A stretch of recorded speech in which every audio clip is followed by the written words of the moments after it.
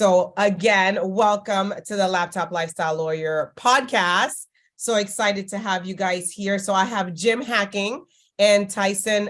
Is it Mutrix? Mutrix. Fantastic. Heard lots of variations over the years. Oh, I'm sure. You know, I have my first name is Kara. I get Kara. I get it all.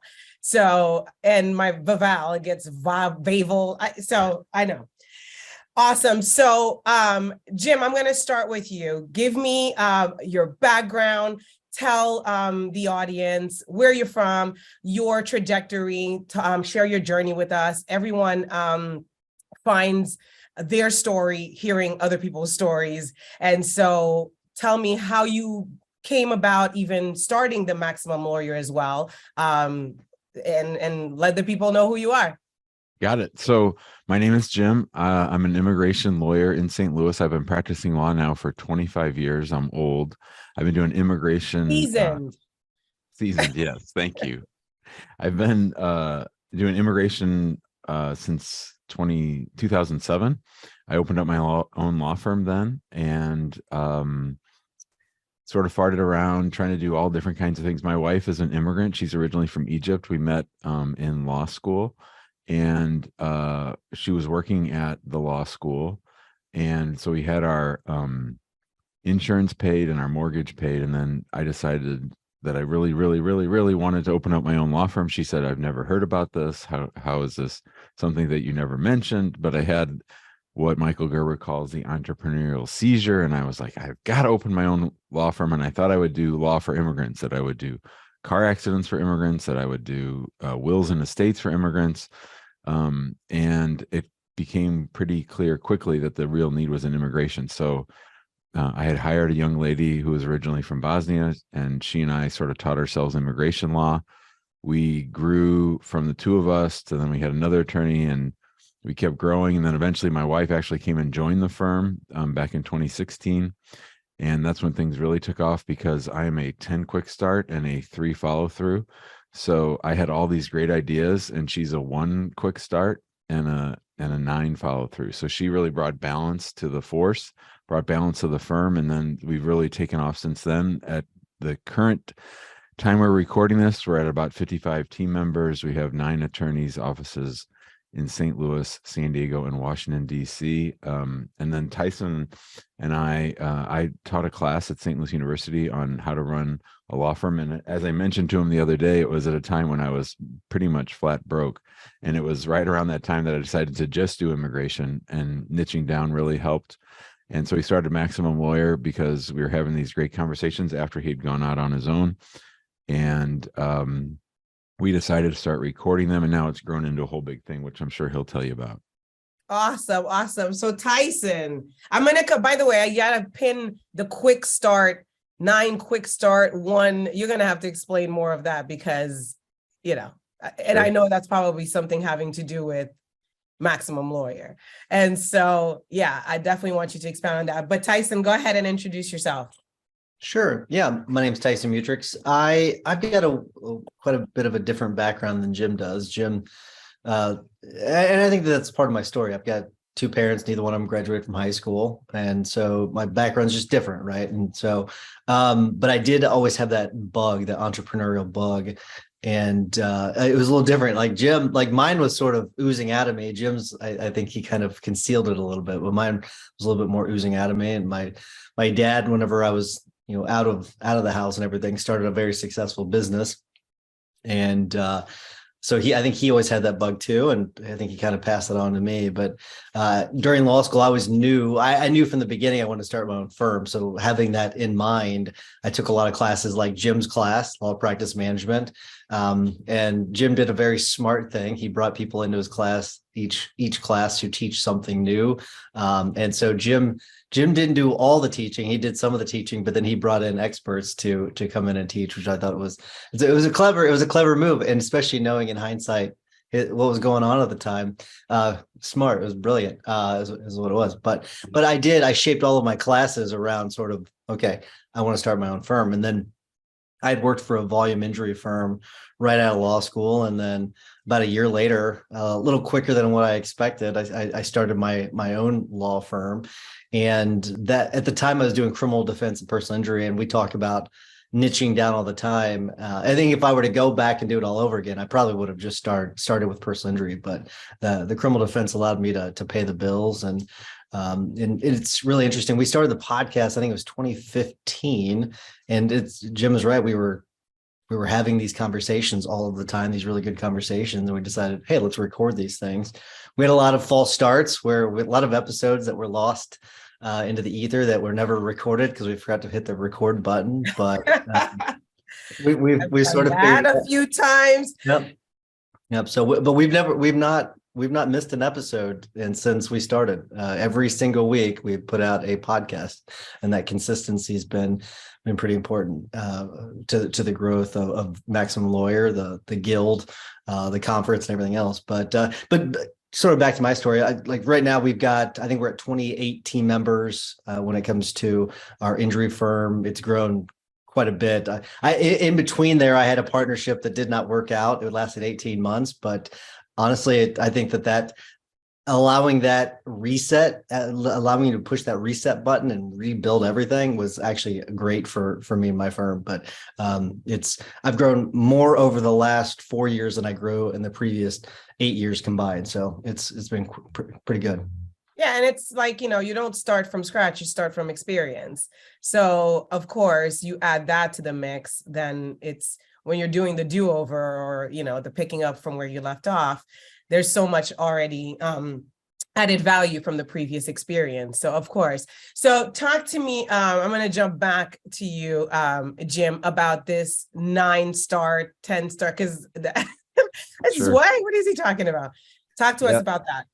So for 3 years, I was in something called Strategic Coach, which is run by a fellow named Dan Sullivan up in Chicago and Toronto. And one of the things they have you do early on in the process is they ask you to take what's called the Kolbe index. It's KOLBE index.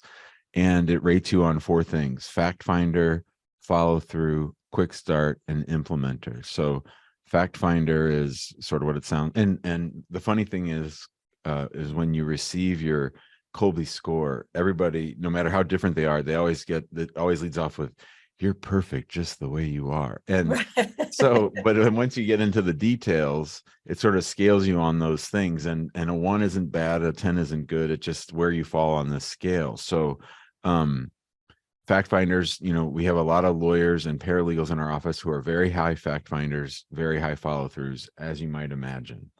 A quick start is sort of how eager or interested you are in starting new things. And so I am a 10 quick start, which is actually sort of rare. My wife is a 1 quick start, which is also sort of rare. But at our office, we have everybody take it, and it's laminated and it's on the door to your office. So when someone's going in to talk to Amani, my wife, and when they want to talk to her about something, they know, they're reminded as they walk through the doorway that she's going to want a lot of facts. And when they come in to see me, they know that I'm going to have like 12 ideas. I'm going to think all of them are great, and that they're going to have to ask me for deadlines, ask me for how to prioritize, ask me those kinds of things. So the nice thing about the Kolbe index, and it costs like $50 to do. The nice thing about it is that it gives everybody a language to talk about how they are and you are without there being any kind of like blame. Oh, well, of course you would want me to write out more about that thing because you're a high fact finder. And the funny thing is that we realized with Amani, especially, she's such a high fact finder that she works really well with quick starts, because once she's done her finding of facts and made her decision, she just wants a quick start to go implement it, which is why she and I worked well together, and why her favorite team members that she's worked with over time have been quick starts. The worst time she ever had was she actually had a 10 fact finder working for her, and all they did was fight because Amani had already decided what she wanted, and the other person wanted to go do her own thinking through of everything. So it's a really nice little tool. That's amazing. And I think like every entity should have something like that, so you know who you're walking into. I mean, I've done the strength finder testing and those kinds of things, understanding where your strengths are and operating out of that and delegating the rest. So I know of that method, but the Kolbe method sounds like it would just change the game for so many companies, because it's like, instead of having this assistant who just is not meshing with you, just switch, go get the other person who matches you. And isn't that in everything, in marriages and all types of finding out what relationship really works? Because ultimately your work stems from the relationships that you're operating out of as well, even within the confines of the job. So that's very interesting, and I'm definitely going to share the link to this Kolbe test, because I think there's a lot of value there. And so Tyson, I'm gonna swing back to you. So you said that you went in a year after graduating, you decided to start your firm, and did you start the partnership right then and there, or that was just you in the beginning? No, that was just me in the beginning. It was me, and I think I went about 6 months, and I think I hired my first part-time employee, and kind of I made so many errors whenever it came to hiring at that point. But no, it was just me, and the partnership didn't come about until 2017. So it was 2017 is whenever that came about, and then it ended in August of 2018. So very quick. Okay. And was there a reason why? Because I've been doing this for 14 years. I've had multiple offers of partnership, and I'm just so afraid of those. It's just like, I'm so me in how I do what I do. I inject Kara 100%. And that's even one of the ways that I encourage people to get into the laptop lifestyle lawyer type, delivery of legal services, is you can just do it your way. You don't have to try to be like Jim or Tyson. Just do your thing, figure out the unique things about you, the unique characteristics that would make you, and come out and bring that into the marketplace in the form of legal services. So how did you get pulled into that? So I think it's interesting. I don't think anyone's asked me that question, but I think the main, what it really comes down to is the differences in vision, I think is what it was. And I think that going in, we thought we had the same vision. We even sat down, we came up with the core values. It was funny. We started with core values, and then we never advanced to like getting our mission and our vision and all that laid out. We never did. But I think ultimately that's what it was. It's just a difference in vision for the future. And I'd say for those 18 months, it's one of the most stressed I've ever been. It really was. And I'm sure he was the same way, where we felt like we were working for each other. And I remember the day that we made the decision to end it. It was funny. Like, we were financially really well off. It was working really well financially for the two of us. And that was really bizarre I think for a lot of people to understand, is that, well, it was you were making money. So why'd you all split up? It's just a difference in vision. And the day that we split up, I remember coming home and telling my wife, Amy, about it. And we said that was date night. And so we went to date night. I hadn't told her on the way home. So I told her, and she was like, she was frozen. And I was like, honestly, I feel great. You're like, I know, I'm frozen too.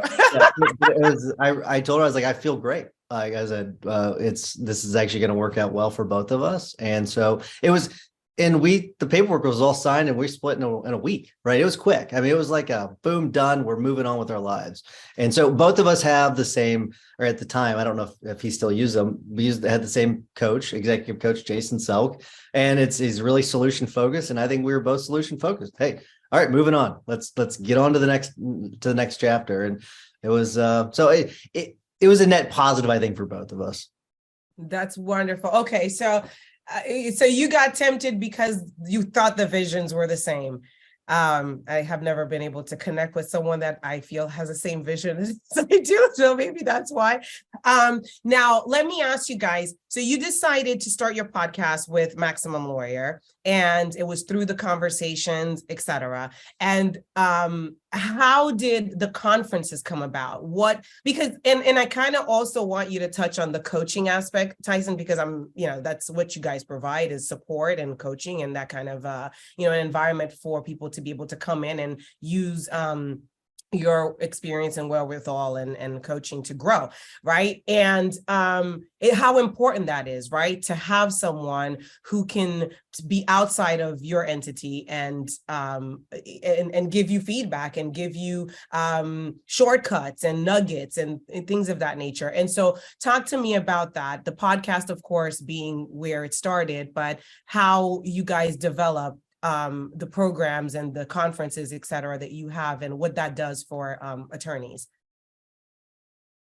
Well, so I think you have to go through the full story, right? And if you think about the way you run your firms, you usually are offering something that your clients want, right? That's what you're shaping your services around sort of what the clients want. And I'm really curious to see what Jim says after what I say. But that's kind of the way the podcast developed. So we went from the podcast and then we started a Facebook group because we wanted a place to meet with all the listeners, right? Because we knew people were listening, but we wanted a place to meet them. That was Facebook. We had a Facebook group. And then after that, we're like, hey, let's meet these people in person, right? And because people were talking about, hey, we should do a meetup somewhere. So we said, hey, let's have a conference. So then we had a conference. So we started the conference. And then as it sort of snowballed, it got bigger and bigger and bigger. We said, hey, let's have this higher level conversation where we talk about the business side of things. And I'd say that our view on coaching is a little bit different than what a lot of people think of a coach as, hey, you go and you get one person, that person is this guru that tells you everything. We don't really believe that. At least I don't personally believe that. I don't think that there's really a guru that can lead you to the promised land. And that's why the Guild is so great. Jim came up with the name Guild. He came up with the name Maximum Lawyer too. He's good at generating names. He's great at it. But the Guild, what's great about the Guild is you have all these. I'm guessing is the 10 start, with the. Exactly right. That's where that comes from. Exactly. But the Guild we have a lot of talented people that are willing to share. There are a lot of givers, right? A lot of givers that are willing to give more than they receive. And so it's that rising tides raise all boats kind of a mindset. And it's great. And so to answer your question, it's sort of developed based upon people's needs. Like, what do people want? And as things have advanced, and there's something that Jim and I are doing in December, where we're just going to meet with a limited number of Guild members, and we're going to dig in for 3 days. And that has come about based upon the needs of our Guild members. And so each time we've had a new iteration, it's based upon the needs of our listeners, of our members. And that's where these ideas come about. And so if people say, hey, we don't want the Guild anymore, we'll get rid of the Guild. That's what it'll be. But I don't think that'll happen. Right. Yeah. So Jim, do you want to throw in some on that? Sure. Yeah. So, I think Tyson and I tapped into something, and thank God for the internet, because it wouldn't have happened otherwise. And that is that I think owning a law firm can be lonely. And I say it all the time, other than raising kids, it's the hardest thing I've ever done. So, and when you own the law firm, it's different than being an employee of the law firm. And so even though you might work with 20 people, there are certain conversations that you can't have with them. And what we did is we tapped into a space that was growth mindset and positive and supportive, as Tyson said, and that really allowed for connection around mutual goals. Like, we had great fun kicking out assholes from, can I cuss on here? Of course. Okay. We had great fun kicking out people that were not a good fit, that were negative and sour, and it's amazing. You can actually see people holding themselves back, right? And so all of what we're trying to do is to unlock that greatness that people have inside themselves. And we do that in big ways and small ways. Our first conference, our second conference, all of our conferences have had lots of members of the big group or the Guild up on stage. We gave them a platform. We gave them a way to connect, and we built this community. And when I was hearing Tyson explain it, it just struck me how organic it's been to bring together people who like being a lawyer or who like running a law firm. And yeah, there's hurdles. Yeah, there's things to overcome.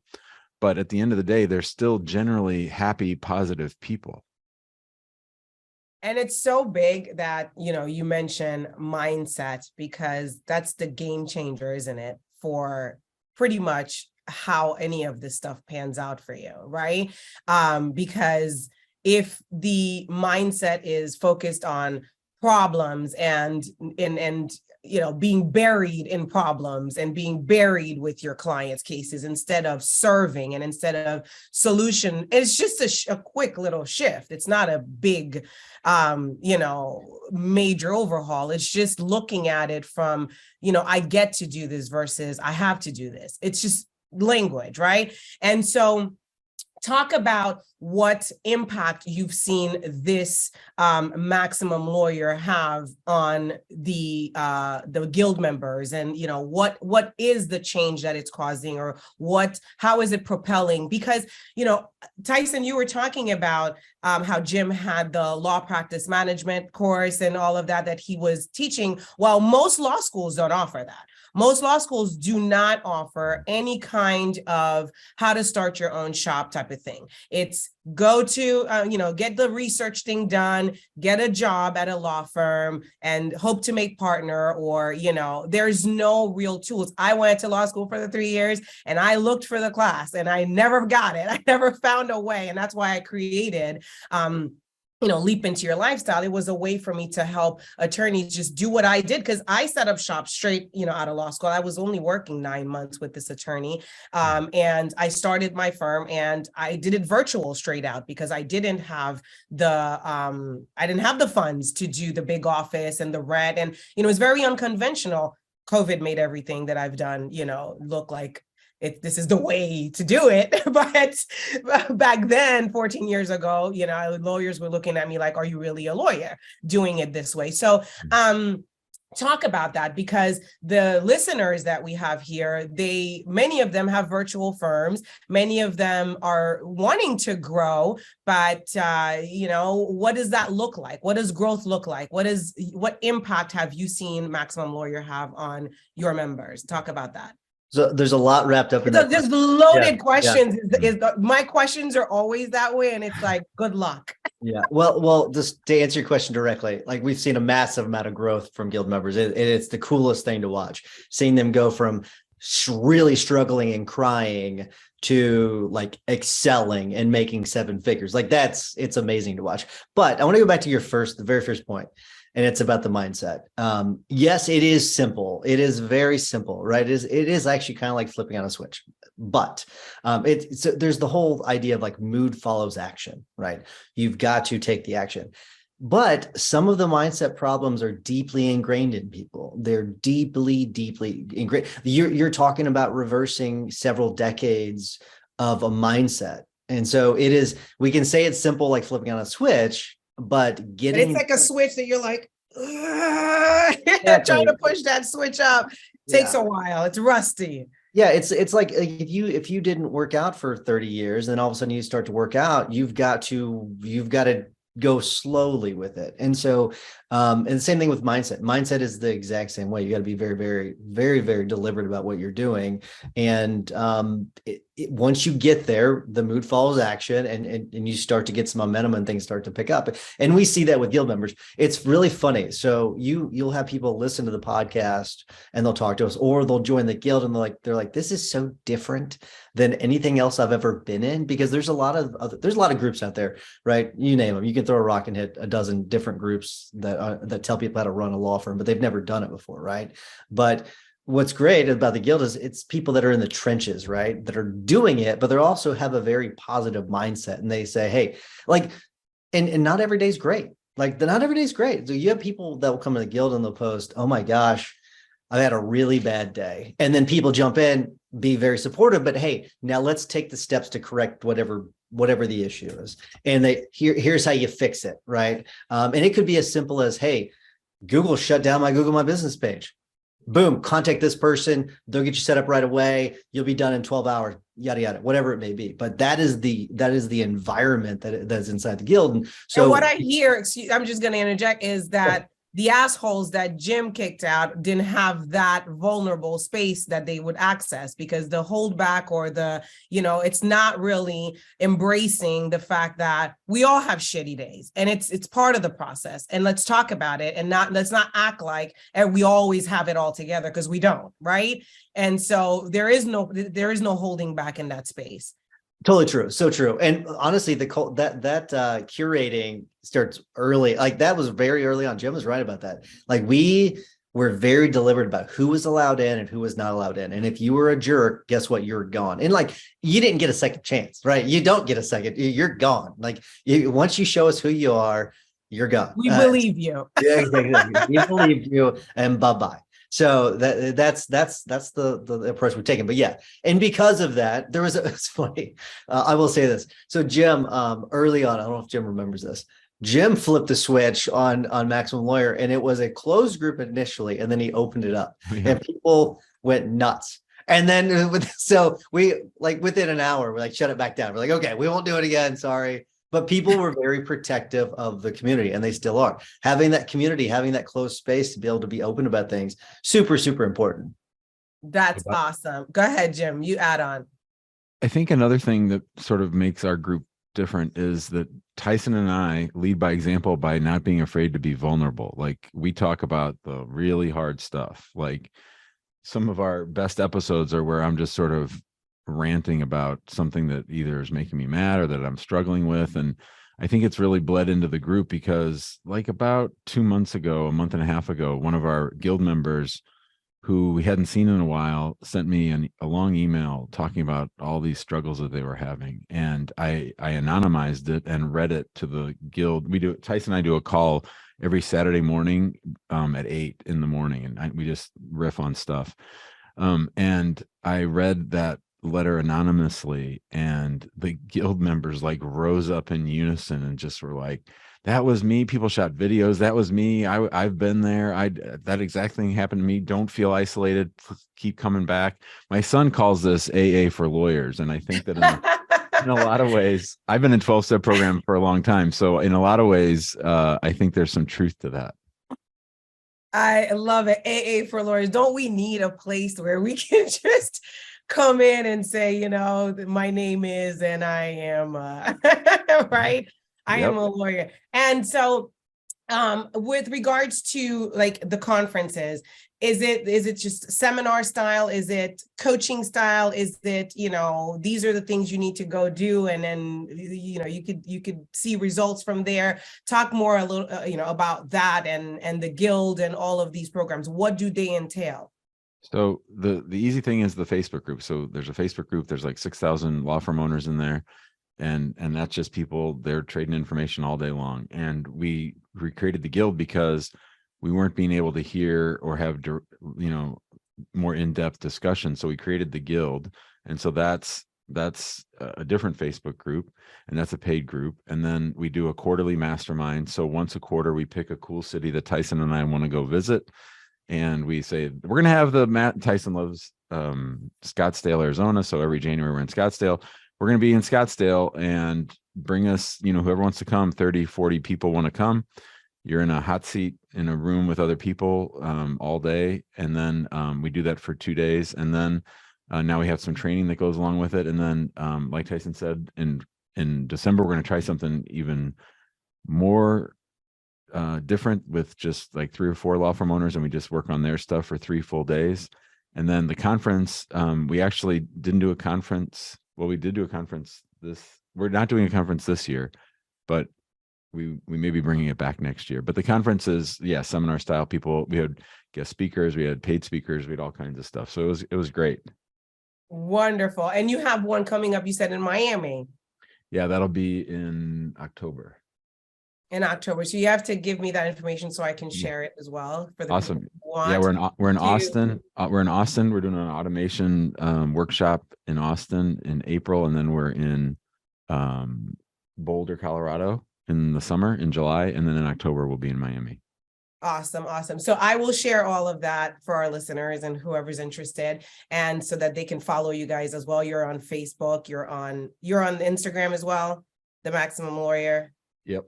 We are. Yep. Okay. Yeah. So It's funny Now, you ask because Jim had to think about it, I think, because we don't touch any of that stuff. That's all done for us. So it's all just kind of pushed out to the world. Jim is like, do we have that? I've seen myself on our Instagram feed, so then I knew that we had one. Okay, awesome. So my question for you, and really it's so whoever is listening and where they are in their trajectory, if you could speak to your beginner self, right? Starting your firm, and I will take turns, so start digging into your thoughts on that. And you have your firm set up, you're starting to get your clients and growing the best you know how to. If you had to share 3 growth tips to go from starter beginner to next level, whatever next level looked like for you when you were doing it, share that. Could you please? Tyson, will start. Oh, Jim, actually, you'll go first. I'm ready. All right. Go fast. Go fast. Hire for your weaknesses, hire the people that help fill you out, and then create video and repurpose it. Those are my 3. Love it. So it's funny. I was wondering if you and I were gonna have the exact same ones. It's really interesting too. I want to point this out. Jim and I were talking about this before. Like, I am very forward thinking. Jim is very backward thinking in a positive way. He can go back and reflect. I sort of just shut all that shit down. I just go, I'm very forward thinking. So I did have to really kind of force myself to think about this, but I think it really is, you go fast. You go fast because many times people don't go fast out of fear. So you got to shut that fear down. You just got to go fast. You got to trust that it's going to work. So I would say go fast. I would definitely echo that. I was going to say my first one was actually going to be hire. So part of going faster is continue to hire. Don't stop hiring. Always be hiring. I think because that's going to allow you to go super, super fast. And then whether I'm going to change a little bit what Jim said, I'm going to say just continue to market. Like, don't let that stop, because where people plateau is we were talking about this with a guild member just 2 days ago. What happens is that you market a lot at the very, very beginning. And so you start to get a lot of momentum with cases. Then you start to work on all those cases and then you get stuck, right? You just get stuck and then you stop marketing. And then you have what we call the dip. And so that's what you want to avoid. You want to avoid that. And so you got to continue to market and hire, market and hire, market and hire, market and hire. That's going to allow you to go fast. Awesome. And I definitely want you to expound on that fear, because that is what stops most people from even taking the leap. And I talk about it because, I always, I heard many moons ago that fear is false evidence appearing real, but that false evidence is so real, right? And you think you're going to fail. You think you're going to hire this person and you're going to go broke because of it. You think so many different thoughts, right? How do you, and then obviously that ties into mindset, right? It's this whole believe you can type thing, but how do you deal with that? And how did you deal with that? Because many of our listeners had to overcome fear many times over in order to even be, on their own. And you've had to do that, I'm sure. And so, although you did have the burning desire from day one. So I don't know if you experienced that, but can you expound on that? Yeah, I mean, we talk about vision, but it's really, you got to know what you want. Like, you really got to know what you want. Like, do I want to work for this guy who's a real prick and that has me work until 8 o'clock every night, and then I don't see my kids and my wife? Do I want that? Or would I rather do all that work on trying to generate business and working on my own and trying to build my own thing? Like, which of those do I want? Right. Because that's usually what the choice is. That was my choice. Is really what it was. Do I want to sort of build my own thing? Do I want to put all those hours in really building my thing as opposed to someone else's thing? So you got to figure out what you want. Like, what do you want? And continue to ask yourself that question. What do I really want? No. Actually, what do I really, really want? And figure that out. Once you figure that out, a lot of the stuff becomes easy. Like, once you actually know, hey, yes, I do want to start my own firm. Okay. How do I get business? You got to be proactive. And some of that fear might come from people that they start their firm and then they don't do anything. Like, the worst thing you can do whenever you start your own firm is not do anything. Like, you've got to be proactive. So I guess to answer your question, how did I get past it? I did know what I wanted. And then I was very proactive about it. I was meeting with people all the time. I was really shaping all of my activities around growing my business is what it was. And Jim was the same way. Like he was one of the early adopters when it came to video. Like that's how, and I don't want to speak for Jim, but that's how he did it. He knew what he wanted and he recorded a bunch of video to get him to that point. But you just got to, I think it starts with knowing what you want. I think it really is that simple. Jim, can you touch on that? I think most law firm owners, being high fact finders, are very loath to give up control. And the reason that they don't want to give up control is because they are afraid of mistakes, and they're convinced that only they can do 98% of the things that have to happen in the law firm. And so they keep from growing because they're too scared to give up control. And mostly because oh my God, we can't have a mistake. A mistake would be the worst thing ever. I became a lawyer to try to punish people for their mistakes and to prevent them from making mistakes. And so they get all wrapped up in this control. And man, I can hear it a mile away. I can hear it a mile away when someone's a control bullshitter, where they say, oh yeah, I'm happy to delegate. But as soon as they have the opportunity, they take it all back and then they get small again. And so I think the biggest hindrance to growth and to delegation is this reluctance to allow people to make mistakes, which of course you can just use to improve your systems. So you never had any holds back on hiring and just getting people involved and so I knew very early that there was a lot of stuff about being a lawyer or running a law firm that I didn't like to do and that I wasn't very good at. So when I said earlier about hiring for your weaknesses, hiring for the stuff that you don't want to do or that you're not good at. I mean, that was my whole thing. So a law firm owner can't do everything. So find out what your strengths are, find out what you like, do more of that, and then let other people do the stuff that they like. Like I hated sending out bills. I would finish a case and people hadn't finished paying us. And I just didn't like the invoicing. I didn't like looking at the numbers. And I hired someone who came back later and told me, I found my purpose in life, chasing people down for money that they owe you, right? So that's just not my bag. And there's people out there who do those things that you don't want to do. Yes. And I absolutely love that you're saying that, because ultimately I think that that's what unlocked a lot for me. It was doing that strength finder test, really focusing on my strengths and just maximizing the output in that space and understanding that if somebody can do it, 85% as good as I can do it, then I've hit a home run. And keeping them, happy also, because people only give their 85% as good as what you would do if they're happy to be there and if they're supported. And so, I know that you talked about at the beginning, having those posters on the door, really recognizing people for their strengths, really recognizing people for their better space, I guess, to work from. So can you add to that and how that has changed the game for you in the hiring space? Because I think that, being able to find the right fit, it's a skill.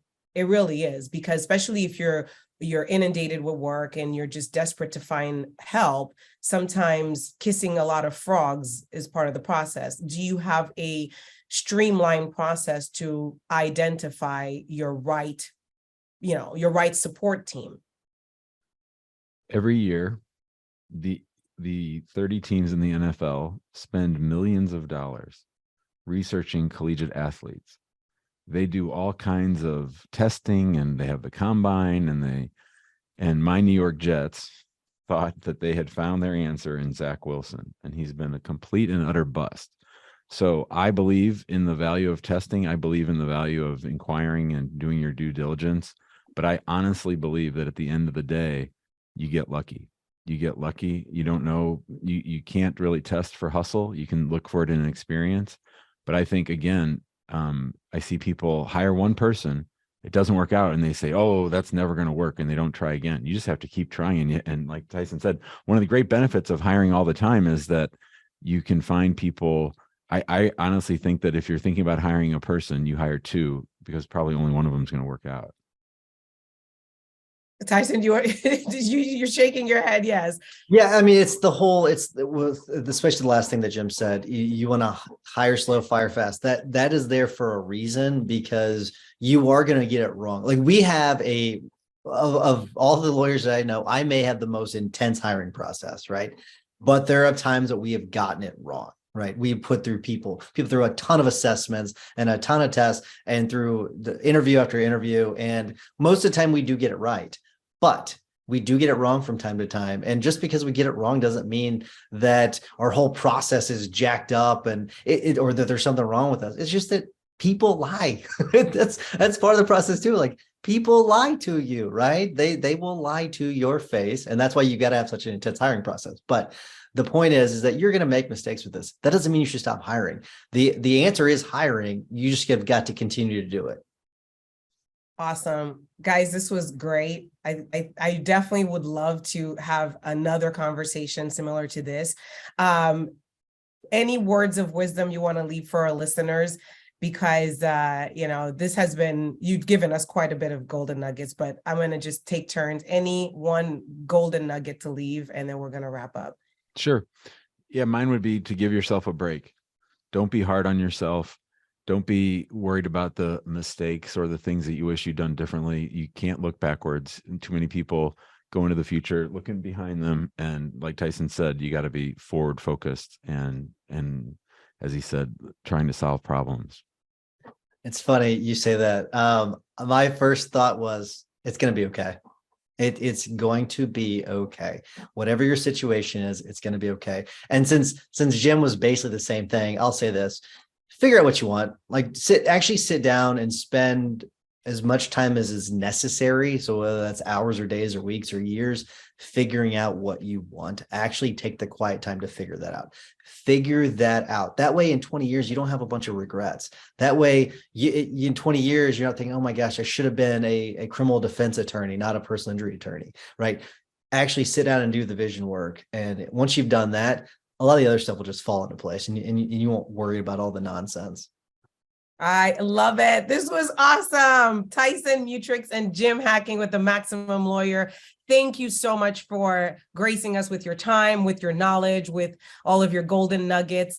We will have the link to your event that's coming up in October out here in Miami, and just give us all your other stuff also, and encouraging everyone to go follow the Maximum Lawyer on all social media platforms and get involved with what they're doing, because that's what it's all about. My whole MO is really spreading the word on where the resources are, where the communities are, where we can really support one another in chasing our individual dreams, because, we went there to law school, invested the time, paid the money, did all of that. And we want to succeed at what we're doing. And we want to serve our clients well. And we want to feed our families well. And we want to have the lifestyle. And we want to, do what we went to school to do and successfully carry that out.